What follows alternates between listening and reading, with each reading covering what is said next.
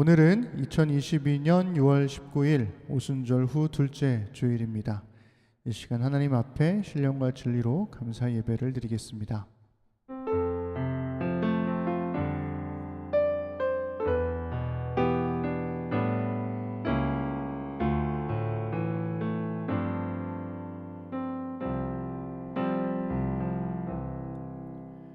너희가 다 믿음으로 말미암아 그리스도 예수 안에서 하나님의 아들이 되었으니 누구든지 그리스도와 합하기 위하여 세례를 받은 자는 그리스도로 옷 입었느니라.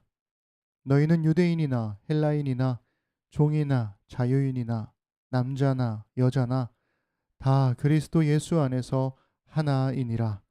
아멘. 네, 우리 함께 찬양하겠습니다. 이제 장마가 시작된다고 하죠. 근데 비가 올 듯 말 듯 그냥 하늘만 꿉꿉하고 빨래는 잘 안 마르고 그런 우울한 날씨가 반복되는 것 같습니다. 가끔 보여주는 맑은 하늘이 있기는 한데 그래도 또 비가 와야 폭우까지는 아니어도 그래도 비가 좀 와야 생명들도 숨을 쉴 테니까요. 기쁜 마음으로 우리 비가 오기를, 큰 피해 없이 오기를 기도했으면 좋겠습니다. 비가 오고 그런 좀 습한 날씨가 되면 저의 머리는 한결 더 곱슬해지고 축 가라앉고 이렇게 되는데요. 뭐 이제 우리 교우들은 대부분 다 제 머리가 이제 파마 머리가 아니라는 걸 다 알고 있지만 지난주에 재석 형제가 지하자매한테 예배드리다가 그랬다고 하더라고요. 목사님 파마하셨어? 그랬다는 얘기를 듣고 제가 또 한 번 가슴을 치며 파마한 머리가 아니라는 거, 머리가 펴져 있을 때가 파마한 거라는 거. 네, 주의 밝은 빛으로 우리 주의 이름을 찬양하면서 나의 마음에 참 평화 주신 그 주님께 기쁨으로 함께 찬양하십시다. 믿음 타면서 어두운 나의 삶에 빛으로 오신 주 예수 찬양 받으심에 늘 합당하신 주 찬양해. 주의 그늘 아래 날 쉬게 하시니 내 영혼 만족하건대 찬양해 주께. 찬양하세 선하신 주님, 나의 맘에 참 평화 주시네. 나의 영혼을 새롭게 하는 주를 노래하며 나가리라. 나의 발걸음 주의 선하신 길로 오늘도 인도하소서. 나의 가는 길 주의 밝은 빛으로 언제나 비춰주소서. 어두운 나의 삶에 빛으로 오신 주 예수 찬양 받으심에 늘 합당하신 주 찬양해. 주의 그늘 아래 날 쉬게 하시니 내 영혼 만족하건대 찬양해 주께. 찬양하세 선하신 주님, 나의 맘에 참 평화 주시네. 나의 영혼을 새롭게 하는 주를 노래하며 나가리라. 나의 가는 길 주의 선하신 길로 오늘도 인도하소서. 나의 가는 길 주의 밝은 빛으로 언제나 찬양하세 선하신 주님, 나의 맘에 참 평화 주시네. 나의 영혼을 새롭게 하는 주를 노래하며 나가리라. 나의 갈 주의 선하신 길로 오늘도 인도하소서. 나의 가는 길 주의 밝은 빛으로 언제 우리 한 번 더 찬양하세. 찬양하세 선하신 주님. 나의 맘에 참 평화 주시네. 나의 영혼을 새롭게 하는 주를 노래하며 나가리라. 나의 발걸음 주의 선하신 길로 오늘도 인도하소서. 나의 가는 길 주의 밝은 빛으로 언제나 비춰주소서. 나갈 수 없고 물러설 길 없을 때에 주님은 나에게 그 품을 오라네. 의지할이 없고 외로움에 지칠 때에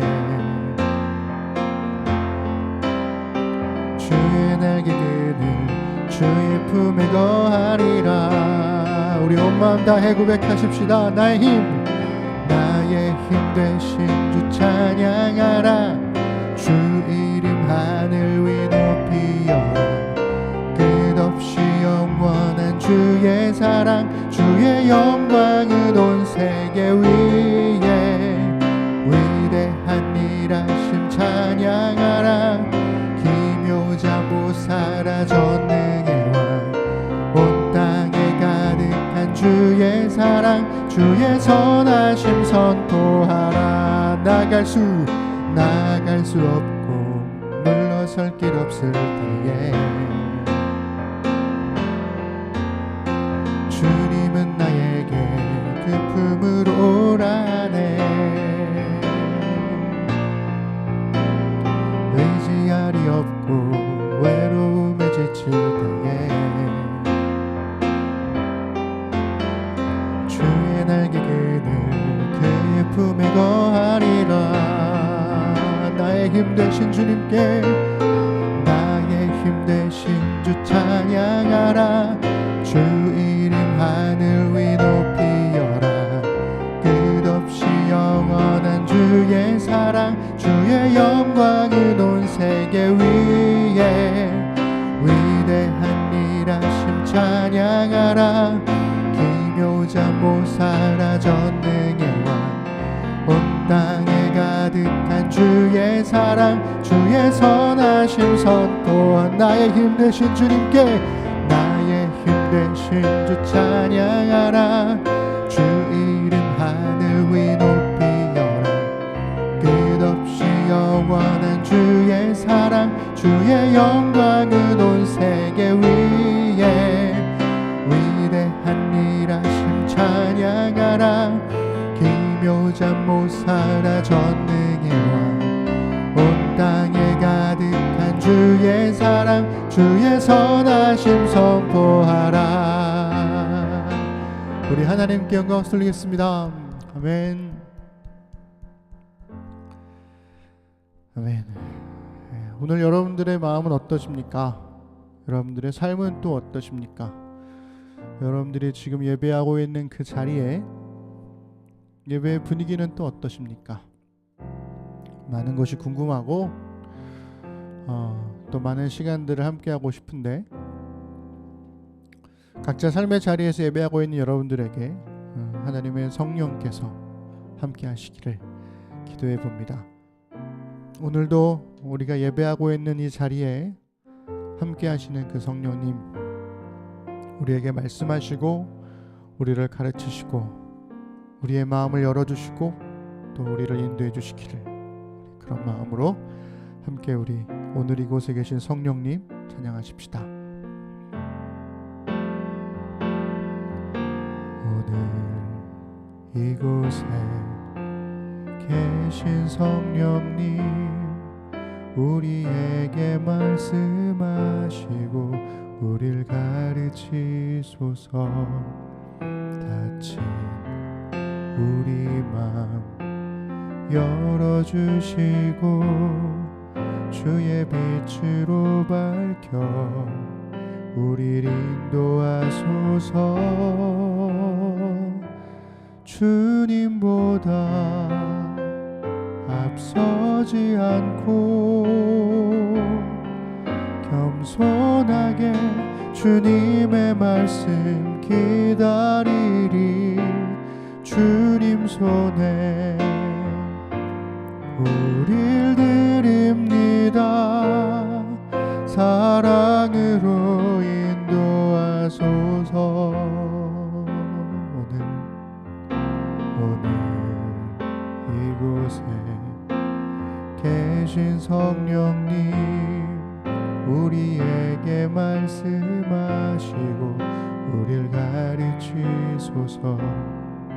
닫힌 우리 맘 열어주시고 주의 빛으로 밝혀 우릴 인도하소서. 주님보다 앞서지 않고 겸손하게 주님의 말씀 기다리리. 주님 손에 우릴 드립니다. 사랑으로 인도하소서. 주님보다 앞서지 않고 겸손하게 주님의 말씀 기다리리. 주님 손에 우릴 드립니다. 사랑으로 인도하소서. 주님보다 앞서지 않고 겸손하게 주님의 말씀 기다리리. 주님 손에 우릴 드립니다.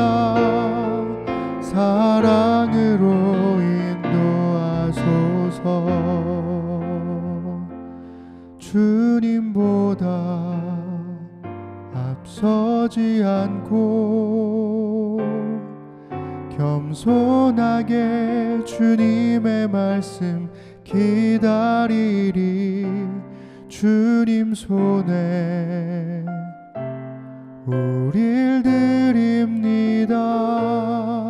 사랑으로 인도하소서. 주님과 함께하는 이 고요한 시간, 주님의 보좌 앞에 내 마음을 쏟네.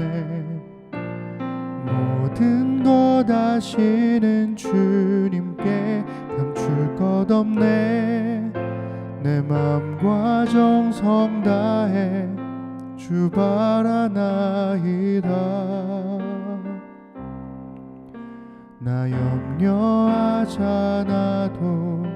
내 쓸 것 아시니. 나 오직 주의 얼굴 구하게 하소서. 다 이해할 수 없을 때라도 감사하며 날마다 순종하며 주 따르오리라. 온 마음 다해 사랑합니다. 온 마음 다해 주 알기 원하네. 내 모든 삶 당신 것이니 주만 섬기리. 온 마음 다해 주님과 함께하는 이 고요한 시간, 주님의 보좌 앞에 내 마음을 쏟네. 모든 것 아시는 주님께 감출 것 없네. 내 맘과 정성 다해 주 바라나이다. 나 염려하지 않아도 냈을 거다 하시니 나 오직 주의 얼굴 구하게 하소서. 다 이해할 수 없을 때라도 감사하며 날마다 순종하며 주 따르오리라. 온 마음 다해 사랑합니다. 온 마음 다해 주 알기 원하네. 내 모든 삶 당신 것이니 주만 섬기리. 온 마음 다해 온 마음 다해 온 마음 다해 사랑합니다. 온 마음 다해 주 알기 원하네. 내 모든 삶 당신 것이니 주만 섬기리.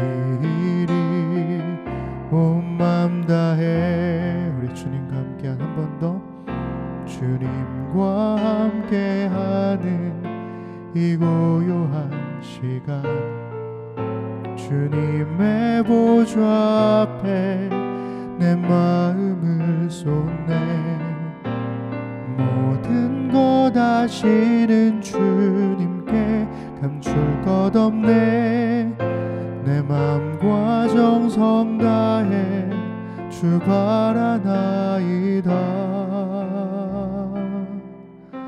나 염려하지 않아도 냈을 거다 하시니 나 오직 주의 얼굴 구하게 하소서.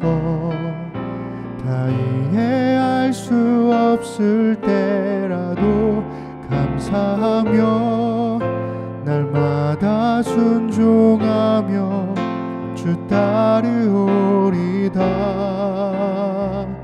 온 마음 다해 사랑합니다. 온 마음 다해 주 알기 원하네.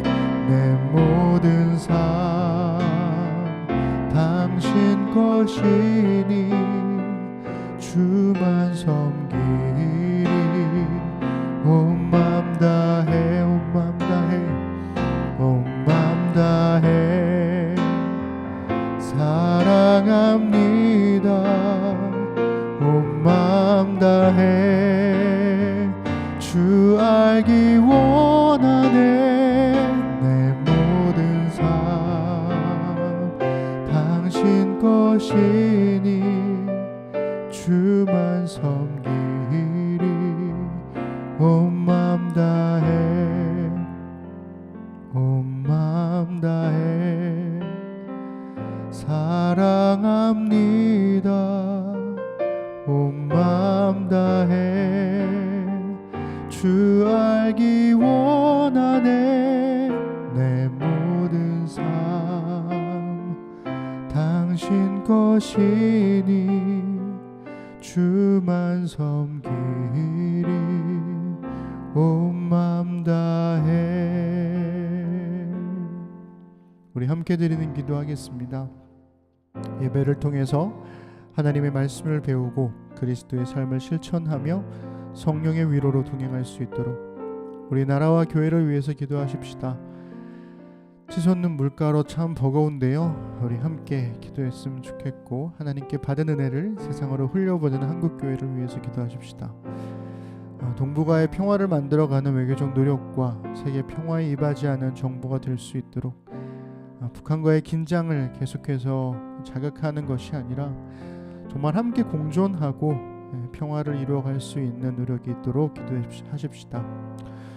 소식 들으셨겠지만 가연자매가 그 피해자 심리 전문 요원에 합격됐는데요. 이제 돌아오는 토요일부터 중앙경찰학교에서 충주에 있는데 6개월간 이제 기숙하면서 교육을 받게 됩니다. 그 기간 동안 잘 지혜와 인내로 감당할 수 있도록 기도해 주시고, 또 6월 말에 이사할 예정인 정민 희원 부부를 위해서 기도해 주십시오. 처음 육아하고 있는 우리 신구 수희 부부를 위해서, 또 채희의 건강을 위해서 기도해 주시고요. 임신과 출산을 준비하고 있는 재석 형제와 지아 자매 부부와 루방이의 건강을 또한 지켜주시기를, 그리고 우리가 미처 기도 제목에 담지는 못했지만 함께 기도해야 할 우리 교우들이 있다면, 또 마음속에 품고 있는 사람들이 있다면 그런 기도 제목들을 놓고 하나님께 기도했으면 좋겠습니다. 우리 함께 소리내어 기도하겠습니다. 전능하신 아버지 하나님, 오늘도 하나님 앞에 예배자로 나옵니다. 예배자로 하나님 앞에 서서 하나님의 말씀 앞에 바르게 서게 하시고, 그리스도의 삶을 실천하며 성령의 위로로 동행할 수 있는 지혜가 우리 안에 있도록 하나님 성령께서 우리를 붙드시고 함께하여 주옵소서. 하나님, 물가가 치솟고 있습니다.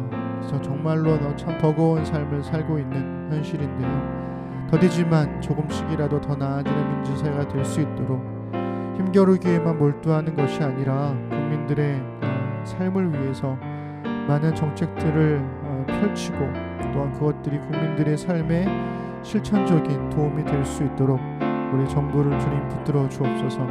하나님께 받은 은혜를 세상으로 흘려보내는 한국교회가 되기를 소망합니다. 하나님 베푸신 은혜를 그저 교회가 교회의 이름으로 교회만을 위하여 사용하지 않도록 도와주시고, 세상에 베풀라 하신 주님의 그 은혜를 우리가 마음껏 흘려보낼 수 있도록 주님이 한국교회를 붙들어 주옵소서. 동북아의 평화를 이바지하는, 그리고 만들어가는 외교적 노력이 우리 안에 있기를 원합니다. 세계 평화와 그리고 거기에 이바지하는 정보가 되도록 기도해 주시고, 하나님, 우리가 또한 그런 평화를 만들어가는 일에 함께 했으며 함께 마음을 모아갈 수 있도록 우리의 기도가 멈추지 않도록 함께하여 주옵소서. 하나님, 오랜 시간 동안 시험을 준비했고 또 그것에 의해서 좋은 결과를 얻었습니다. 그러나 늘 그렇듯 하나님, 시험에 합격하는 과정보다 합격된 이후에 과정이 더 새로운 어려움과 힘겨움의 연속일 겁니다. 그럼에도 불구하고 그런 모든 과정들을 인내로써 잘 경주하며 지혜로 잘 감당할 수 있도록 주님 가연자매와 함께 해주시고, 무엇보다 건강으로 지켜주셔서 하나님 6개월간의 교육과정을 잘 마치고 다시 일상으로 돌아올 수 있도록 주님 붙들어 주옵소서. 하나님, 이사하는 것을 앞두고 참 많은 것이 신경 쓸 게 너무나 많습니다. 주님, 모든 과정들을 순적하게 하게 해주셔서 또 새로운 보금자리에서 함께 새로운 삶의 환경들을 만들어가며 그렇게 변화된 일상 속에 하나님의 함께 하심을 고백할 수 있도록 우리 정민 희원 부부에게 함께하여 주옵소서. 하나님, 채희를 돌보고 있는 우리 신구 수희 부부를 기억해 주십시오. 이제 곁에서 돕는 사람 없이 신구 형제가 이제 출근을 하게 됐고, 그리고 수희 자매가 이제 홀로 채희를 돌보고 있는 중입니다. 하나님, 지혜를 주시고 또 용기를 주시고 풍성한 주의 은혜와 사랑을 주셔서 아이를 돌보는 일에 정말 한 생명을 키우는 일이 정말 귀하고 소중한 일임을 알게 하시고, 또한 지혜로서 잘 감당하도록 인도하여 주시며, 무엇보다 우리 채희와 우리 신구 수희 부부가 건강할 수 있도록 붙들어 주옵소서. 하나님, 이제 어느덧 임신 3개월 차가 다 되어가고 있는 우리 지아 자매를 기억하여 주시고, 입덧으로 많이 고생했는데 다시금 건강을 되찾을 수 있도록 도와주셔서 건강하게 임신과 출산을 준비해 갈 수 있도록 우리 재석 지아 부부와 함께 해주십시오. 또한 무엇보다 루방이의 건강을 또한 지켜주시고, 곁에서 돌보는 재석 형제가 설령 외롭지 않도록 두 사람이 함께 지혜롭게 알콩달콩 잘 살아갈 수 있도록 주님 함께하여 주옵소서. 하나님, 우리 안에 많은 교우들이 있습니다. 또 청년들이 있습니다. 사랑하는 권사님, 집사님도 있습니다. 마땅히 우리가 기도해야 하고 또 돌보고 안부를 묻고 사랑해야 하는데, 하나님, 그런 마음들이 참 부족할 때가 너무나 많음을 고백합니다. 심는 사람들로, 심는 교회로 세워져가는 우리 사랑하는 교우들이 되도록 인도해 주시고, 자주 보지 못하더라도 서로의 안부를 묻고 기도할 줄 아는 우리 심는 사람들이 될 수 있도록, 그래서 하나님의 말씀을 마음에 심고 하나님의 나라로 세상에 심겨진 심는 사람들로 어느 어디에서나 존재할 수 있도록 주님 함께하여 주옵소서. 감사드립니다. 우리 주님께서 가르쳐 주신 기도를 함께 하겠습니다. 하늘에 계신 우리 아버지, 아버지의 이름을 거룩하게 하시며 아버지의 나라가 오게 하시며 아버지의 뜻이 하늘에서와 같이 땅에서도 이루어지게 하소서. 오늘 우리에게 일용할 양식을 주시고 우리가 우리에게 잘못한 사람을 용서하여 준 것 같이 우리 죄를 용서하여 주시고 우리를 시험에 빠지지 않게 하시고 악에서 구하소서. 나라와 권능과 영광이 영원히 아버지의 것입니다. 아멘. 네, 우리 심는 사람들 소식 전하겠습니다. 우리 심는교회는 한동안 온앤오프 예배로 함께 드리고 있습니다. 온라인으로도 예배 드리고 오프라인 여기 놀자에서도 예배가 진행되고 있으니까요. 하나님 앞에 선 예배자로 함께 서주시면 좋겠습니다. 역대기 말씀 묵상 시즌 7이 7번째 시즌이 진행 중에 있습니다. 하나님의 말씀을 마음에 심고 하나님의 나라로 세상에 심겨지는 심는 사람들이 될 수 있도록 최소한의 제가 여러분들한테 할 수 있는 거니까요. 드릴 수 있는 거니까 함께 참여해 주시면 좋겠습니다. 2022년 전반기 사역 보고와 또 교회 운영을 위한 간담회를 대면으로 진행할 계획입니다. 7월 16일 날 토요일 날 오후 2시에 저희가 함께 모여서 중요한 안건들을 이야기를 하고 또 앞으로 교회를 어떻게 세워갈지에 대한 토론의 필요성이 좀 생겨서요. 그래서 운영위에서 이제 계획을 하고 있는데요. 장소는 아직 찾고 있습니다. 그래서 모두가 함께 할 수 있는 쾌적한 장소를 찾고 있으니까요. 추후에 공지 드릴 테고, 그러니 7월 16일 날 특별한 계획을 만들지 마시고 이미 있으면 어쩔 수 없지만 그러나 만들지 마시고 그 시간에 꼭 비워두셔서 함께 우리 중요한 대화들을 나누었으면 좋겠습니다. 네, 말씀드렸던 것처럼 우리 가연자매가 피해자 심리 전문 요원에 합격했습니다. 와, 합격 축하. 이경장님 돌아온 기간이 되게 짧더라고요. 25일 날, 그러니까 돌아오는 토요일이죠. 충주에 있는 중앙경찰학교에 이제 입소를 해서 6개월간 교육을 받으십니다. 이가연 경장님이 되시는 거죠. 네, 기도 부탁드리겠습니다. 또 아까 기도한 대로 우리 정민희원 부부 이사가 또 계속 진행 중에 있는데요. 위에서 기도해 주시고요. 수요일, 돌아오는 수요일이죠. 22일은 우리 다온 아기의 첫돌 생일입니다. 우와, 생일 축하합니다. 네, 가온이와 함께 두 아이를 양육하느라 수고한 우리 찬민 보미 부부에게도 축하와 격려를 보냅니다. 네, 너무나 고생하셨고 또 앞으로도 밝고 예쁘고 건강하게 잘 자라가셨으면 좋겠습니다. 우리 다온이가 정말 많이 컸더라고요. 네, 깜짝 놀랐습니다. 이제 곧 이제 다온이의 돌이 왔으니까 이제 여름이의 돌도 오겠죠. 계속 이어지는 돌 축하해 주시면 좋겠습니다. 네, 우리 찬송가 212장 함께 찬양하겠습니다.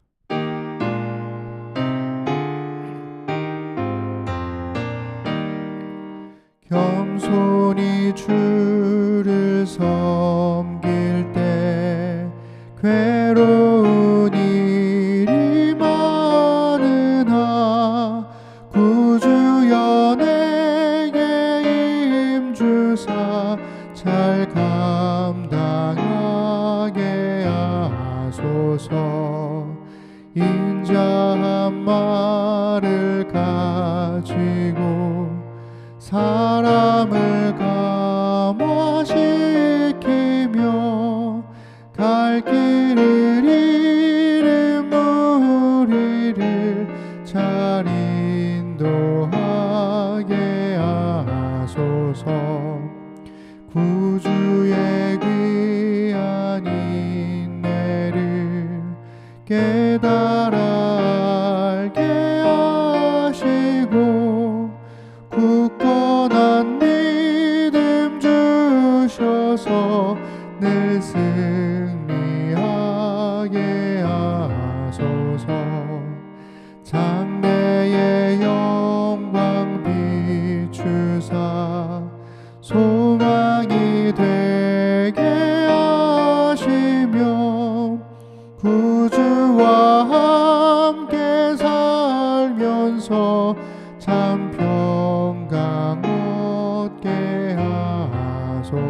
주옵소서.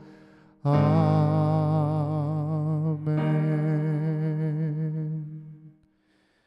아멘. 오늘은 에베소서 2장 8절 말씀으로 하나님 말씀 나누겠습니다. 우리 성경 말씀 에베소서 2장 8절을 읽어드리겠습니다. 너희가 그 은혜에 의하여 믿음으로 말미암아 구원을 받았으니 이것은 너희에게서 난 것이 아니요 하나님의 선물이라. 아멘. 오늘은 기본신학 두 번째 시간으로 그리스도 선물이라는 제목으로 하나님 말씀 나누겠습니다. 네, 반갑습니다. 쉬는 사람들, 우리 설아 반갑습니다. 종선이도 반갑고, 네, 우리 찰스도 또 승현점이도 반갑습니다. 네, 제가 그 영상 모니터하다가 깜짝 놀랐어요. 제 머리에 양쪽으로 뿔이 이렇게 나가지고 머리카락이 말려 올라가가지고 깜짝 놀랐습니다. 네, 보니까 지금 영상 네, 보니까 네, 조회수가 4명 정도 있네요. 내 가정이겠죠? 내 가정? 네, 그런 상황입니다. 여러분, 이러다 교회 없어지겠어요? 네, 혹여나 제가 높아심에 얘기 드리는 건데, 만약에 우선 이제 교회를 좀 다른 곳으로 옮기고 싶어요 하시는 분들이 있다면 저한테 스스럼 없이 얘기해 주시면 좋겠습니다. 제가 박수 치면서 보내드릴 테니까. 네, 여러분 선물 좋아하세요? 선물 받는 거? 네, 선물 좋아하십니까? 선물 주는 게 좋으세요? 받는 게 좋으세요? 네, 둘 다 좋긴 하죠. 설아야, 선물 주는 게 좋아? 받는 게 좋아? 받는 게 좋아. 그치. 한참 받는 게 좋을 때지. 맞아. 네, 사람마다 선물을 어떻게 정의하고 또 선물에 어떻게 반응하느냐에 따라 좀 다르긴 하겠지만 저는 선물 받는 것보다는 주는 걸 더 선호하는 편입니다. 곰곰이 생각해 보니까 주는 걸 더 좋아한다고 해서 그 이유가 과연 순수한 것이냐? 그렇지는 않은 것 같아요. 그러니까 받는 역할보다 주는 역할이 더 멋있어 보이기도 하고 혹은 더 큰 만족감을 주기 때문에 주는 걸 더 좋아하는 게 아닐까라고 생각을 해보게 됩니다. 게다가 선물을 이제 받는 사람은 그 선물에 대해서 어떤 방식으로든 좀 갚아야 될 것만 같은, 그러니까 같은 급의 선물은 아니더라도 다른 방식으로라도 꼭 갚아야 될 것만 같은 느낌을 받잖아요. 근데 문제는 적당한 선물이면 괜찮은데 감당할 수 없을 것만 같은 선물을 받았을 때 오는 그 미묘한 감정이 있어요. 그래서 도저히 갚을 수 없을 것 같은 선물을 받게 되면 좀 부담스럽죠. 네, 많이 부담스럽습니다. 이렇게 말하니까 제가 이제 선물 주는 거를 더 선호한다고 하는 말이 굉장히 계산적인 것처럼 보이지만 주는 걸 더 좋아한다고 해서 그러면 또 그 이유가 순수하지 않은 것만이냐? 그렇지만은 또 않죠. 선물을 받는 사람이 저희가 준비한 선물을 보고 기뻐하는 모습을 보고 싶고 그로 인해서 저도 덩달아 행복해지고 싶은 마음은 그 자체로 선하다고 생각합니다. 내가 누군가에게 필요가 될 수 있구나 혹은 그 사람의 필요를 채워줄 수 있구나 라고 하는 그 자기 인식은 그 자체로 굉장히 행복한 감정이기 때문에 그래요. 그래서 선물을 줄 때 상대방이 또 다른 선물로 나에게 갚을 거라고 기대하지 않죠. 정말 순수한 마음으로 선물을 하게 되면 그저 선물을 주고 기뻐하는 그분의 모습을 보고 만족을 하지 내가 이만큼 선물을 줬으니까 이만큼 돌아올 거야 라고 기대하지는 않더라는 겁니다. 그러니까 선물이란 거래가 아니잖아요. 말 그대로 보상을 바라지 않고 주는 것이기 때문에 그렇습니다. 그런데 말이죠. 정말 보상을 바라지 않고 선물하는 것일까? 라는 생각을 또 해보게 됩니다. 그 보상이 혹 다른 방식으로 예를 들면 제가 선물을 줬을 때 밝은 미소나 따뜻한 말투나 기뻐하는 표정이나 아니면 어떤 내 편이 필요했을 때의 호의적인 태도 이런 것으로 되돌아오길 바라는 것은 아닐까 라는 생각을 또 해보게 되죠. 여러분, 선물이요, 저는 순수한 한글인 줄 알았는데 이게 한자어더라고요. 깜짝 놀랐습니다. 이 선물은 반찬 선자에 그 만물물, 물건 물자를 쓰죠. 그래서 메인 요리가 아니라 반찬을 나누는 정도의 물건을 주는 것이 선물이라는 원래 뜻이 되는 겁니다. 그러니까 제가 생각하는 좋은 선물은 그런 거거든요. 내 돈 주고 사기는 아까운데 그거에 있으면 좋은 거. 내 돈 주고 사기는 아깝지만 있으면 좋은 것 정도의 선물. 그런 건 참 괜찮은 것 같아요. 흥미로운 거는 똑같이 돈이나 물건을 주는 것임에도 불구하고 어떤 거는 선물이라고 부르고요. 어떤 거는 기부라고 부르기도 하고요. 사례금이라고 부르기도 하고 예물이라고 부르기도 하고 팁이라고 부르기도 하고 심지어는 뇌물이라고 부르기도 한다는 거예요. 그러니까 똑같이 무언가를 주는 행위는 모습은 같은데 어떤 맥락이냐에 따라서 이게 사례가 되기도 하고 예물이 되기도 하고 팁이 되기도 하고 심지어 뇌물이 되기도 하고 한다는 겁니다. 그러니까 생각할수록 이게 어디까지가 선물이고 어디까지가 뇌물이고 이런 걸 생각하기 시작하면 복잡해지는 거죠. 제가 지난주에도 언급했듯이 최근 우리나라 신약계에서 가장 이슈가 된 학자가 신약학계에서 존 M.G. 바클레이라는 분입니다. 이분이 이 땅의 그리스도인들에게 바울과 선물이라고 하는 어마어마한 벽돌책을, 그 책 한 권이 얼마냐면요, 거의 49,500원인가 그래요. 이따만한 두께를 가지고 있는 엄청 비싼 책이죠. 그 책과 더불어서 바울과 그 책을 이게 잘 요약해준 바울과 은혜의 능력이라는 책이 또 있는데요. 이 책에서 이 바클레이가 어떻게 얘기를 하냐면 우리가 보통 은혜라고 번역하는 헬라어 카리스를 은혜라는 표현 말고 선물, 기프트라고 표현하는 게 더 적절하다 이렇게 주장을 합니다. 선물을 뜻하는 다른 헬라어가 있어요. 뭐 도론이라는 표현도 있고 여러 가지가 있는데 근데 우리가 읽은 본문에서만 하더라도 은혜는 카리스, 선물은 도론 이렇게 각자 쓰여졌거든요.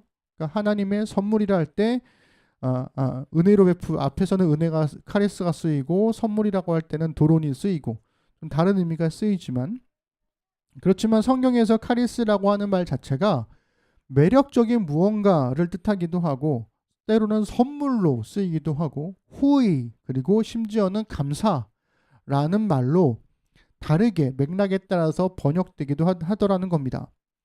그래서 바클레이가 이 선물에 대한 고대 세계의 인식과 또 일반적인 의미들을 탐구해서 기독교 세계에서 혼용되고 있는 막 복잡하게 쓰이고 있는 은혜의 개념을 막 분석을 해요.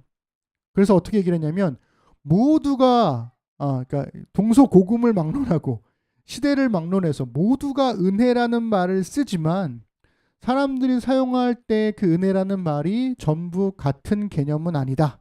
이렇게 설명을 합니다. 그러니까 각자가 다 다르게 의미를 말하다 보니까 의미가 뒤섞인 채로 논쟁이 되더라는 거죠. 그러니까 나는 A로서의 은혜를 말해서 막 주장을 했는데 상대방은 B로서 혹은 C로서의 은혜에 대해서 막 반박을 하더라는 거죠. 그래서 그러한 차이를 시각화해서 이 책에서 보여주는 것이 저는 이 바클레이의 학문적인 성과가 아닐까라는 생각을 해보게 됩니다. 그렇다면 이 바클레이가 말하는 선물로서의 은혜, 이건 뭘까?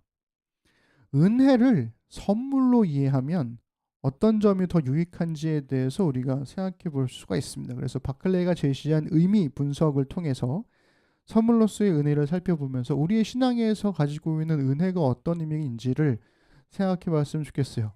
경고합니다. 지금부터 어렵습니다. 잘 따라오세요. 어려울 겁니다. 최대한 쉽게 설명을 해볼게요. 이 바클레이가 선물의 6가지 특징을 구별을 해요. 이 책에서는 극대화라는 표현을 써요. 그러니까 선물이라는 개념에 각각의 의미, 6가지의 의미들을 최대치로 극대화시키면 이렇게 된다라는 거죠. 그 첫 번째가 초충만성, 단일성, 우선성, 비상응성, 유효성, 비순환성. 말 겁나 어렵죠? 이렇게만 봐더라도. 쉽게 설명하면 이런 거예요. 초충만성이라고 하는 것은 이 선물 자체에 집중을 합니다. 그러니까 선물 자체가 풍성하다는 거예요. 충분히 풍성하다. 이거를 이제 극단으로 밀어붙이면 인간에게 주신 하나님의 선물은 그 자체로 이미 충분하다는 거예요.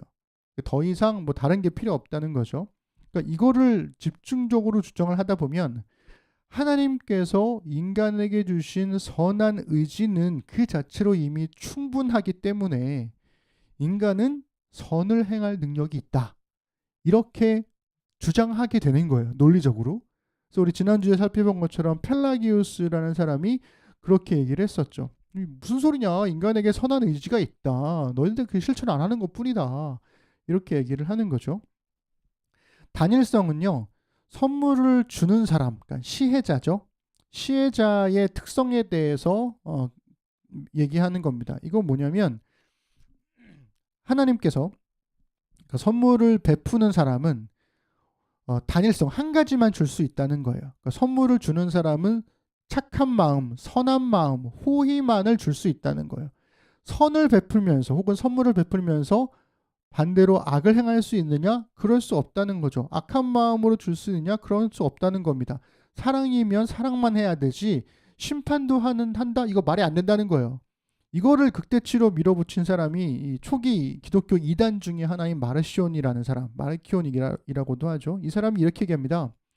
구약의 하나님은 심판하시는 하나님이다. 이거 우리가 믿는 하나님 아니다. 신약 성경에 있는 예수님이야말로 사랑의 하나님이시다. 그래서 이 마르키오는요. 구약 성경을 아예 다 폐기시켜버려요.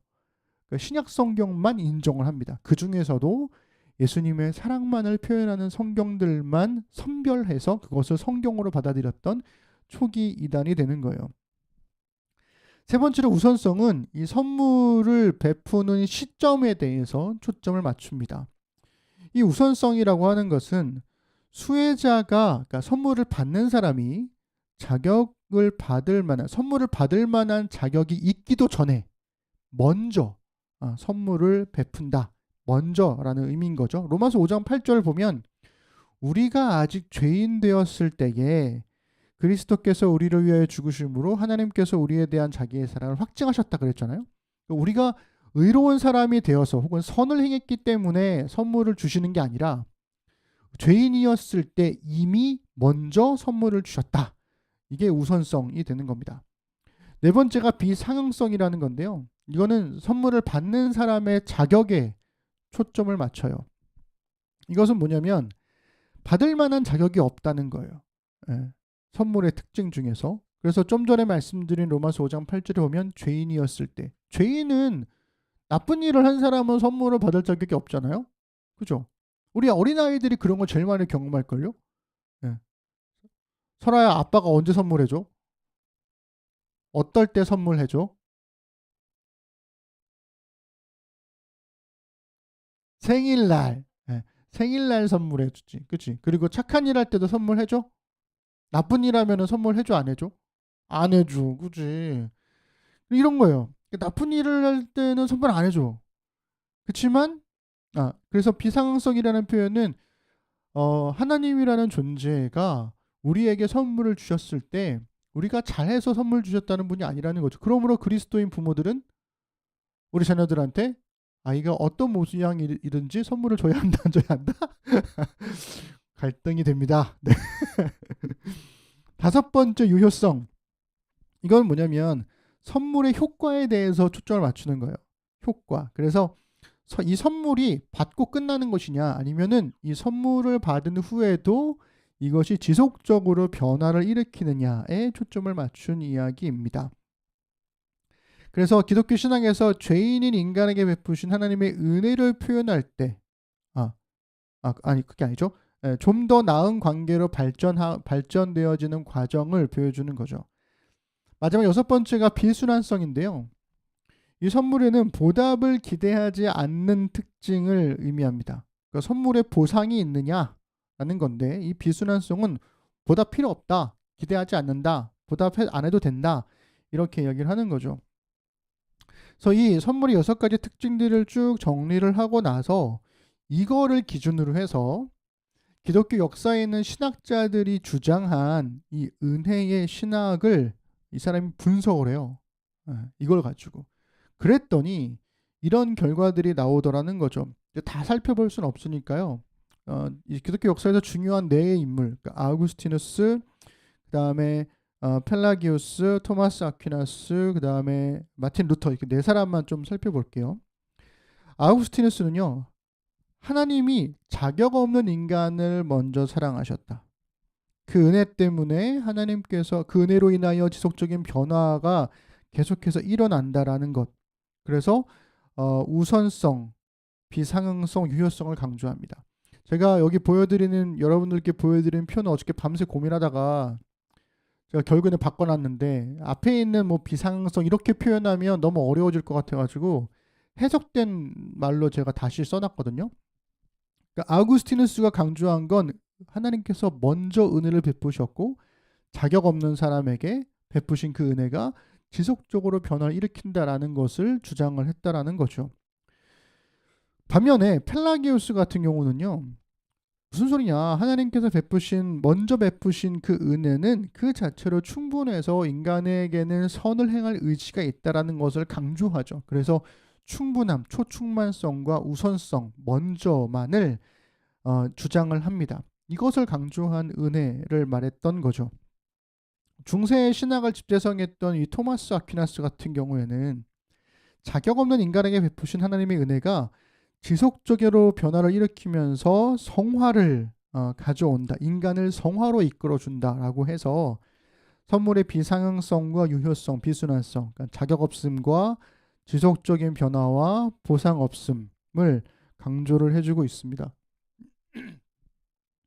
그리고 나서 마지막에 이제 루터 같은 경우에는 이 아퀴나스와 마찬가지로 자격 없는 인간에게 베푸신 하나님의 은혜가 인간의 노력이나 공로와 같은 아무런 보상도 바라지 않는다라는 것을 주장을 해요. 그러면서 비상응성과 비순환성만을 강조하더라는 거죠. 그러니까 이렇게 여러분들 쭉 보시면 은혜라고 하는 큰 카테고리 안에 학자들마다 강조하고 싶은 것만을 강조했기 때문에 이 중에서 누구는 옳고 누구는 틀리냐 이렇게 말할 수 있는가라는 거예요. 그러니까 이 바클레이가 보기에는 다 강조할 부분들을 강조하다 보니 그렇게 된 거다라고 얘기를 하는 거죠. 그래서 아우구스티누스나 펠라기우스, 토마스 아퀴나스, 루터가 모두 각자가 강조하고 싶은 특징만을 중점적으로 가르쳤구나. 이것을 이제 시각화해서 보여준 셈이 되는 겁니다. 문제는 마지막 부분, 비순환성, 그러니까 보상 없음, 보상이 필요 없다라고 얘기했던 토마스 아퀴나스와 루터의 주장이에요. 두 사람은 선물로서의 은혜에 대한 반응으로서 사람의 선행이나 공로와 같은 보답은 하나님의 은혜를 불충분하게 만들었다고 주장을 했습니다. 그러니까 이게 무슨 말이냐면 하나님께서 은혜를 베푸셨는데 거기에 대해서 우리가 그 선행이나 공로로 보답을 한다? 그런 마음으로 이 선을 행한다? 라고 하는 거는 충분하지 않다라는 거죠. 이런 주장이 나온 이유는 중세의 공로신학, 선행신학 뭐 이런 것 때문에 그런 거죠. 당신이 죄를 지었어도 당신이 그 죄를 상응할 만한 다른 일들을 행하면, 선행을 행하면 그 죄를 상쇄시킬 수 있다. 뭐 이런 주장 때문에 이런 반대 주장을 펼쳤던 겁니다. 루터가 생각할 때 이런 거였어요. 예수님을 믿는 믿음이 있다면 당연히 선을 행하는 거야. 이게 두 개가 분리된 게 아니라는 거죠. 그래서 비상응성, 자격 없는 사람에게 주어진 그 은혜를 전제로 해서 비순환성, 보상 없음을 가정해버리면서 주장을 끝까지 밀고 나갔던 겁니다. 그래서 우리가 루터에 대한 바클레이의 평가를 좀 살펴볼 필요가 있는데요. 제가 읽어봐 드릴게요. 루터는 하나님을 향한 선행으로 공로적인 보상을 기대하는 어떠한 신학적인 체계에 대해서도 반대했다. 만약 하나님의 은혜가 거저 주어지는 것이라면 그것은 하나님에게는 아무런 보상이나 유익을 가져다 주지 않고 오직 우리들을 위해서만 주어진다. 그래서 루터는 은혜의 비상응성을 극대화하면서 그것을 은혜가 비순환적일 것이라는 가정과 결합시켰다. 곧 하나님의 은혜는 보상을 필요로 하거나 요구하지 않는다는 말이다. 이것은 개신교 사상에 오랜 영향을 끼친 극대화의 강력한 조합이었다. 루터파 논객들은 이것만이 은혜와 오직 은혜로 얻는 구원에 대한 합당한 의미라고 주장해왔다. 그러나 이것만이 누군가가 은혜에 대해 생각할 수 있는 유일한 방식은 아니다 라는 거죠. 그러니까 루터가 살고 있었던 그 시대적인 상황, 그 시대가 이야기했던 신학적인 논쟁의 그 선 위에서 루터가 이렇게 강력하게 주장을 한 것은 인정하지만, 그러나 그것만이 유일하게 은혜에 대해서 생각할 수 있는 방식이냐? 그건 아니다라는 이야기를 하는 거죠. 자, 다소 어려운 이야기를 듣느라 고생이 많으신데요. 제가 이렇게 설명드렸어도 무슨 말인지 모르겠어요, 목사님 하는 거는 여러분들의 문제가 아닙니다. 이건 제가 설명을 잘 못하기 때문에 그런 거죠. 그래서 어쨌든 앞에서 한 이야기의 핵심은 루터가 말하는 오직 믿음으로라고 하는 주장이 틀렸다라는 게 아니라 다르다. 다른 사람의 주장과는 다른 것이라는 거죠. 역사적으로 모든 사람이 루터와 같은 방식으로 하나님의 은혜와 선물을 주장한 것은 아니라는 거예요.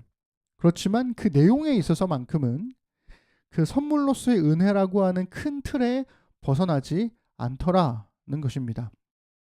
여기서 그 다음에 이제 바클레가 하는 게 뭐냐면 성경에 있는 본문들을 찾아내가지고 이 선물로서의 은혜에 관한 바울의 주장을 이제 막 해석을 해놔요. 근데 이 바클레이도 모든 성경을 해석할 수는 없잖아요. 그래서 로마서와 갈라디아서 혹은 바울 서신에 나와 있는 것들을 막 이제 찾아보게 되는데요.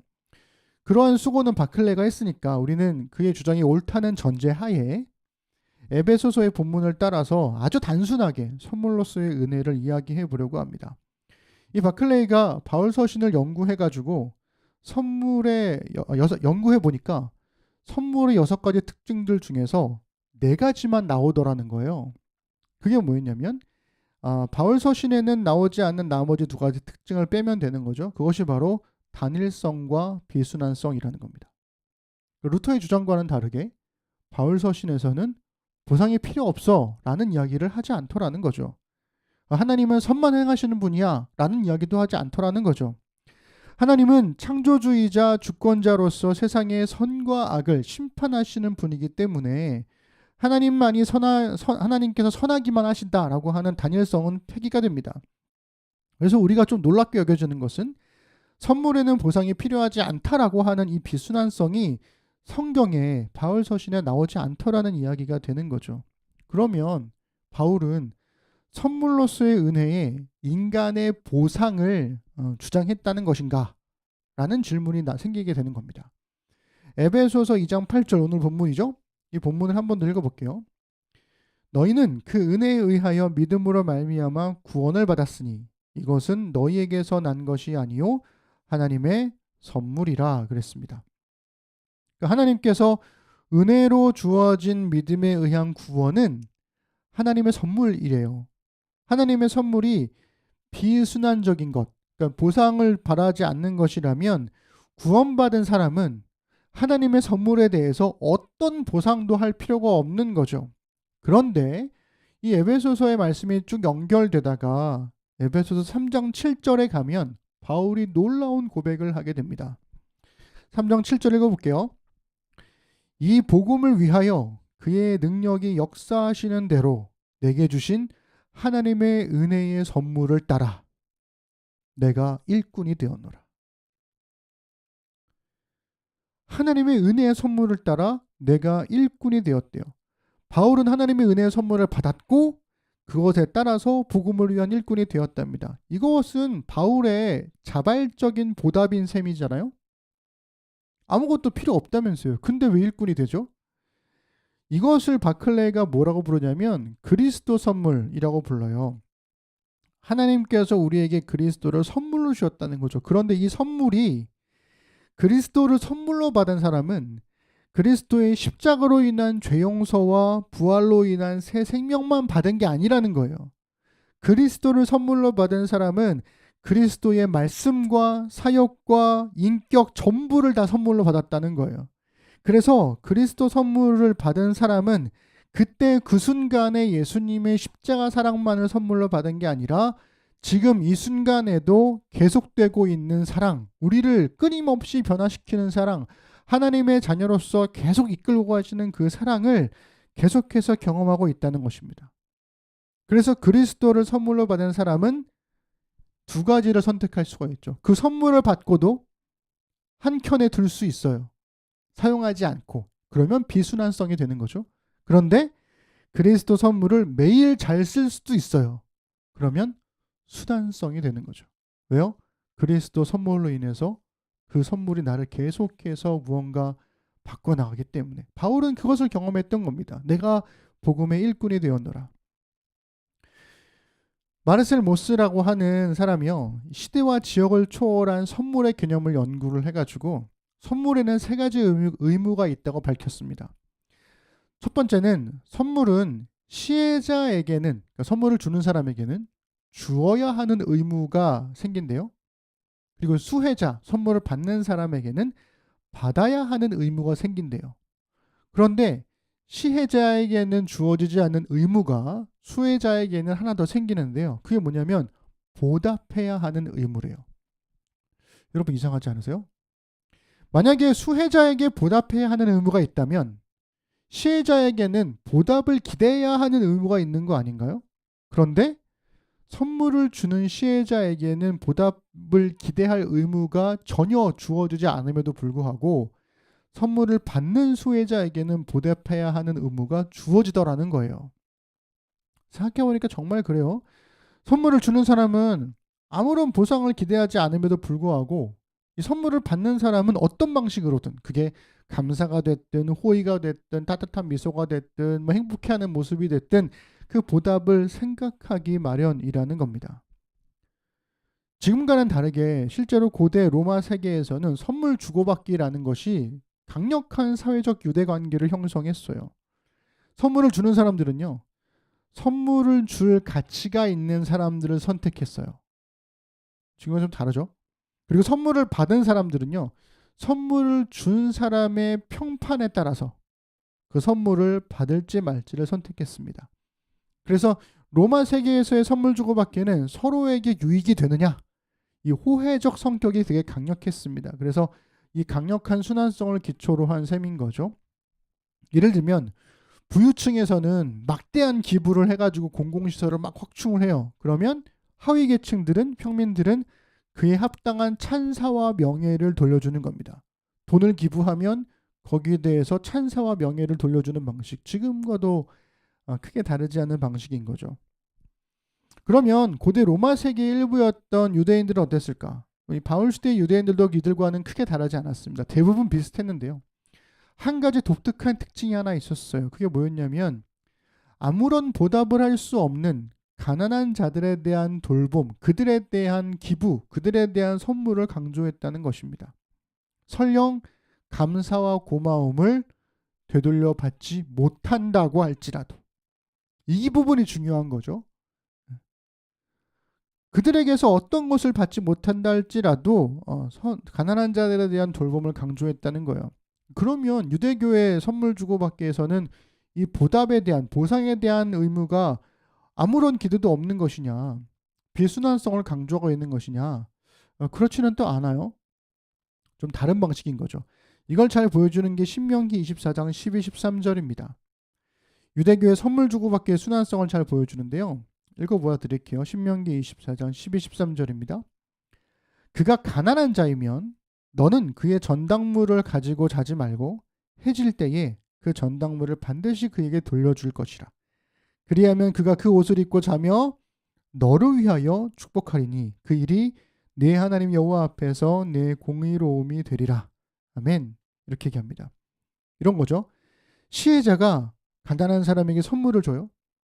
그러면 선물을 받은 그 가난한 사람은 시혜자에게 보답하는 게 아니라 하나님께 감사를 드립니다. 그러면 하나님께서 이 시혜자에게 복이라는 선물을 주시는 거죠. 그래서 로마 사회의 선물 주고받기가 시혜자와 수혜자 사이의 호혜적인 관계 맺기라면 유대 사회의 선물 주고받기는 시혜자와 수혜자 사이에 하나님께서 계셔서 이 하나님과의 이 삼각 호혜적 관계 맺기로 확장되더라는 거예요. 그래서 바울은 그리스도인, 하나님으로부터 그리스도라는 선물을 받은 그리스도인들은 그리스도인다운 삶으로 이웃에게 긍휼을 베풀므로써 세상과 하나님과의 호혜적 관계 맺기를 확장한다라는 개념이 여기서 나오는 거예요. 하나님에게서 받은 선물은 하나님이 아닌 이웃에게 보답하는 것, 그것이 하나님께 보답하는 선물의 순환성이라는 겁니다. 그리고 이것이 예수님께서 말씀하신 하나님 사랑, 이웃 사랑의 이야기인 거죠. 제가 아주 오래전에 20년 전에 봤던 영화인데 아름다운 세상을 위하여라는 영화가 있습니다. 이제 막 중학생이 된 트레버라고 하는 한 소년에게 이 사회 선생님께서 수업 시간에 숙제를 내줘요. 어떻게 하면 이 세상을 바꿀 수 있을지 방법을 생각해서 제출해라. 이렇게 숙제를 내줍니다. 아이들은 뭐 막 장난도 치고 막 하는데 이 트레버라는 소년은 깊이 고민을 하죠. 그러다가 이 트레버가 이렇게 얘기를 합니다. 누군가로부터 돈을 받으면 그 돈을 페이백 해줌으로써, 돌려줌으로써 은혜를 갚지만 이런 방식 말고 은혜를 받은 사람이 다른 3명의 사람에게 pay forward, 도움을 주면 세상은 바꿀 수 있다라고 하는 계획을 발표를 해요. 그렇게 영화는 한 아이가 시작한 일이 어떻게 번져 나가는지를 추적하는 이야기가 되겠습니다. 저는 이 이야기가 그리스도인의 이 그리스도 선물을 받은 그리스도인의 삶의 모습을 잘 보여준다고 생각해요.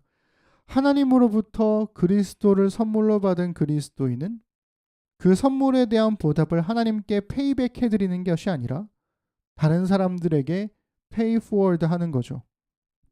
그렇게 함으로써 이 세상을 하나님 나라로 바꿔 나가는 것이 아닐까라는 생각을 해보게 됩니다.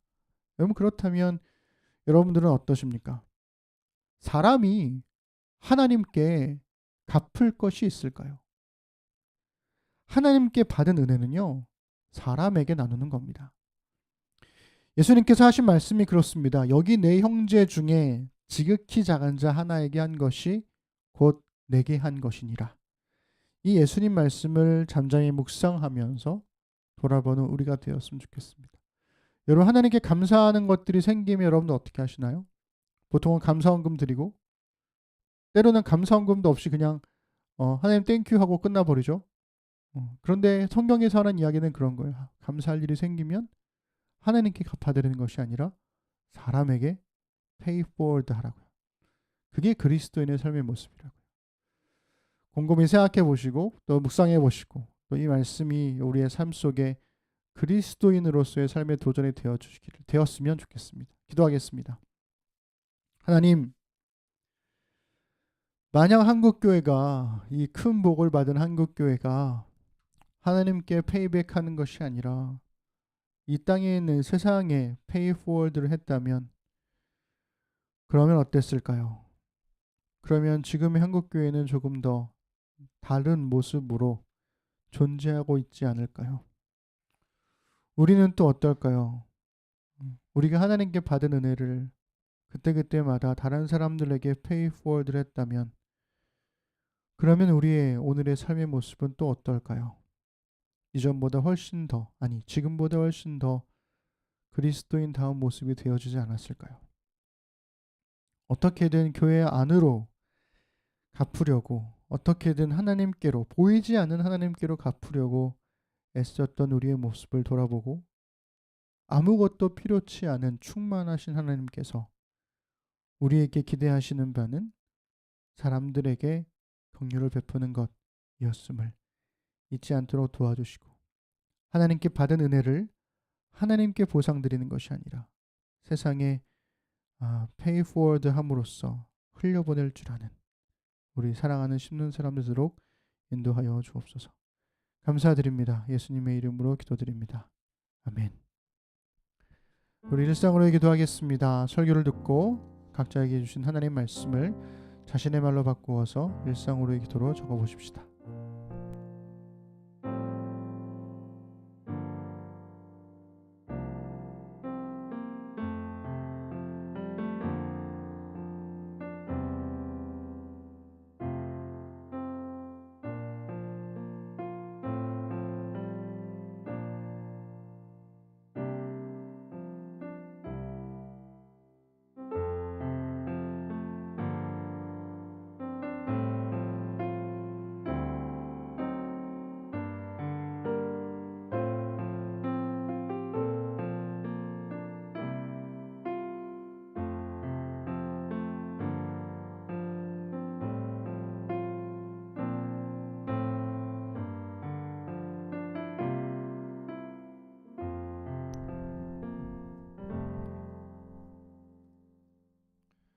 우리 경건 찬양하시면서 준비된 예물을 하나님께 드리겠습니다.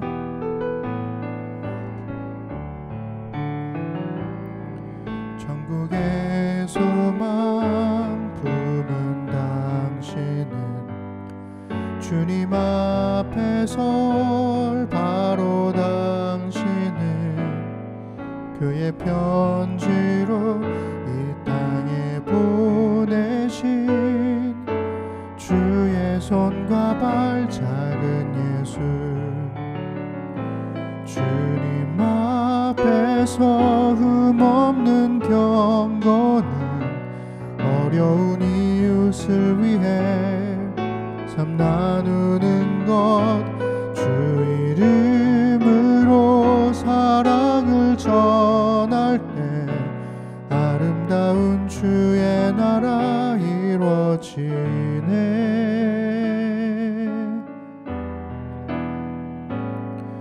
우리의 손은 예수님의 손 우리의 얼굴 바로 주님 얼굴 우리의 소유 모두 주님의 것 이웃을 위해 맡기셨네. 우리 사도신경으로 우리의 신앙을 고백하겠습니다. 나는 전능하신 아버지 하나님 천지의 창조주를 믿습니다. 나는 그의 유일하신 아들 우리 주 예수 그리스도를 믿습니다. 그는 성령으로 잉태되어 동정녀 마리아에게서 나시고 본디오 빌라도에게 고난을 받아 십자가에 못 박혀 죽으시고 장사된 지 사흘 만에 죽은 자 가운데서 다시 살아나셨으며 하늘에 오르시어 전능하신 아버지 하나님 우편에 앉아 계시다가 거기로부터 살아있는 자와 죽은 자를 심판하러 오십니다. 나는 성령을 믿으며 거룩한 공교회와 성도의 교제와 죄를 용서받는 것과 몸의 부활과 영생을 믿습니다. 아멘. 하나님 이 시간 주신 말씀을 따라 함께 살아갈 날들을 신실하게 살겠다는 의미로 헌금을 드리고 신앙을 고백했습니다. 말씀이 삶으로 배어나와 우리 삶의 자리에 은혜의 흔적이 남게 하소서.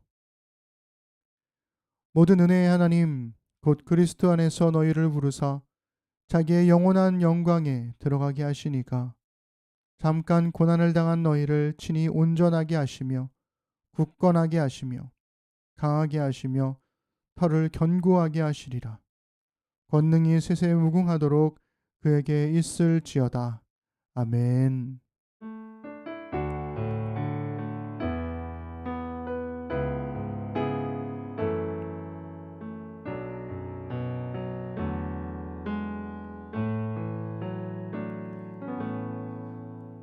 우리 예배를 바라신 하나님께 우리 감사 박수 드리겠습니다.